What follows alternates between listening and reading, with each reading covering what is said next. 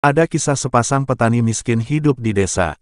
Sudah lama mereka mendambakan buah hati namun belum terkabulkan juga.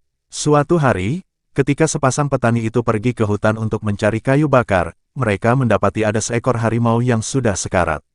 Ketika mereka ingin menghiraukannya, ternyata harimau tersebut memiliki anak yang masih sangat kecil. Karena kasihan jadi mereka memutuskan untuk membawa dan merawatnya seperti anak sendiri. Bertahun-tahun berlalu dan harimau itu pun tumbuh besar menjadi harimau jantan dewasa. Dan sepasang petani tersebut juga akhirnya dikaruniai seorang anak. Harimau itu sangat setia dan patuh terhadap petani itu. Terkadang, harimau itu pulang membawa daging hasil buruannya untuk dimakan bersama petani.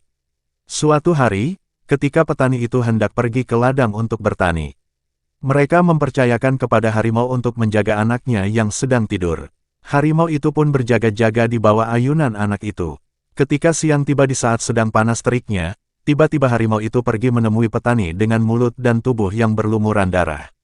Petani yang melihat itu pun langsung tersulut emosi berpikir bahwa anak mereka pasti telah dimakan oleh harimau itu karena kelaparan. Tanpa pikir panjang, petani itu langsung memukuli harimau itu dengan kayu sekuat tenaganya. Harimau itu hanya bisa pasrah dan mengaum-ngaum lirih seolah berusaha menjelaskan sesuatu namun petani itu tak menghiraukannya.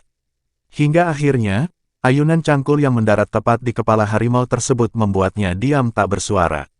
Petani itu pun kelelahan dan beristirahat sejenak, lalu mereka pun bergegas pulang ke rumah. Ketika sampai di rumah mereka berdua pun terkejut setengah mati ketika mendapati anaknya masih tertidur pulas di atas ayunan namun di bawahnya ada seekor ular besar yang sudah tak bernyawa.